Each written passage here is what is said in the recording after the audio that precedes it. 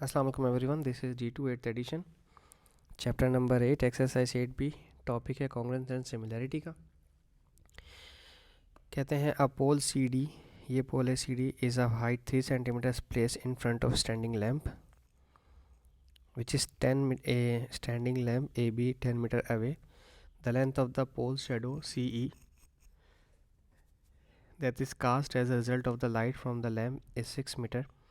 Given that ABE and TCE are similar, find the height of the lamp AB। ये मालूम करनी है height of length A B जो है वो इस सी डी के इक्वल है। ठीक है, सिमिलर है, इक्वल नहीं कह सकते हम। ठीक है, हम सिमिलर कहेंगे। इज इक्वल्स टू ये जो पूरी साइड है 10 + 6 16, ये और ये आपस में सिमिलर है 6।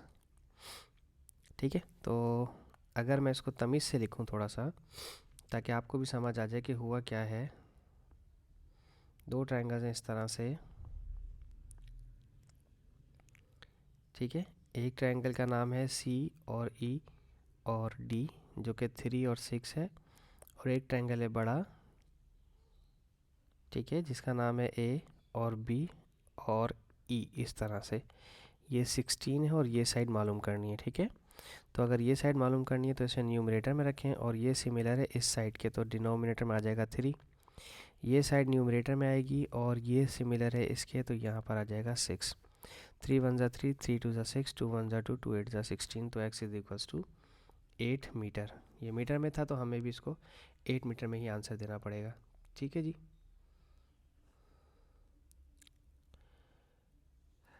ओके, देन अब क्वेश्चन नंबर 10 देख लेते हैं इसका। ये तो बहुत इजी था।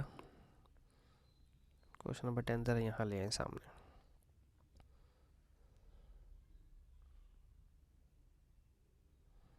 ओके,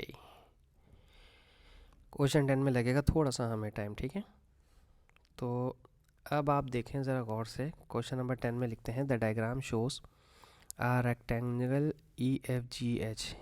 ई एफ जी एच, ये वाला रेक्टेंगल, ठीक है, जो अंदर है, drawn inside another rectangle A B C D, ये वाला rectangle, such that A F is 3। तो हम ए एफ पे 3 लिख देते हैं, यहाँ पर ए एफ 3 है, रेड से लिख देते हैं ताकि आपको नज़र आ जाए। ठीक है, और ए ई 4 सेंटीमीटर, ये 4 सेंटीमीटर दिया है, और साथ कहते हैं B G is ratio B C is 3:5, given that the triangle AEF BFG are similar, find the area of the rectangle EFGH। EFGH इसका एरिया मालूम करना है। देखें EFGH का अगर आपको मालूम करना है एरिया, तो मैं इसको थोड़ा सा आपके लिए एक हेल्प कर देता हूँ ज़रा।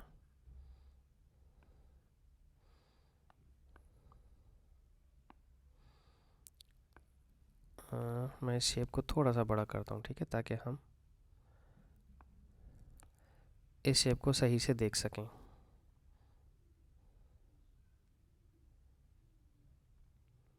ठीक है, मैं इस शेप को ज़रा सही से देखना चाह रहा हूँ।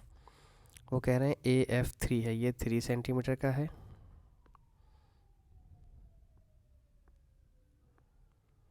और AE 4 सेंटीमीटर का, ये 4 सेंटीमीटर का है। और अगर आप यहाँ देखें तो यहाँ अगर डबल डैश डला हुआ है तो इसका मतलब यहाँ भी डबल डैश डला हुआ है, तो ये भी 4 सेंटीमीटर की है। ठीक है, और ये 3 सेंटीमीटर की है साइड, ऑलरेडी की मैंने। इसके बाद कहा था बी जी और B C, B G ratio B C is equals to 3/5। ठीक है, B G upon B C is equals to 3/5। और अगर आप बी सी को गौर करें, ये वाली जो साइड है बी सी, यहाँ से लेके यहाँ तक बी सी, इसमें दो चीज़ें हैं, एक है बी जी और जी सी। तो मैं अगर इसको थोड़ा सा डिस्ट्रीब्यूट करके लिख दूँ, बी जी को, नीचे वाले बी सी को, इस तरह से बी से जी प्लस जी से सी। इसका फ़ायदा क्या होगा अभी आपको बताने लगा हूँ। ठीक है, ठीक है, ये देखें, यहाँ से यहाँ तक ये बी से जी और जी से सी, पूरी जो बी सी वाली साइड थी, बी से जी और जी से सी, और जी से सी 4 है, तो मैं यहाँ 4 लिखूँगा। तो बी जी को मैं एक्स लिखूँगा, यहाँ पर इसको एक्स लिखूँगा। ठीक है, बी जी को अब मैं एक्स लिखूँगा। ठीक है, तो यहाँ पर भी एक्स और यहाँ पर भी एक्स, और जी सी की जगह वैल्यू 4 है, क्वेश्चन में ऑलरेडी गिवन है। ठीक है, क्रॉस मल्टीप्लाई करवा देते हैं, 5 को x से मल्टीप्लाई किया 5x, 3 को x से मल्टीप्लाई किया 3x, 3 को 4 से मल्टीप्लाई किया 3 4 12। ठीक है, 3x को वहाँ भेजें तो 5x minus 3x 2x is equals to 12, 2 1 2, 2 6 12, x is equals to 6। तो ये जो आई थी वैल्यू b से g आ गई 6। ठीक है, इसकी ज़रूरत क्यों है मुझे, मैं भी आपको बताता हूँ। ठीक है, ओके। अब ये वाली साइड मालूम करें। ठीक है, अगर आप, क्योंकि अब आप ज्योमेट्रिकल कंस्ट्रक्शन कर रहे हैं, तो ये रेक्टेंगल है अगरचे,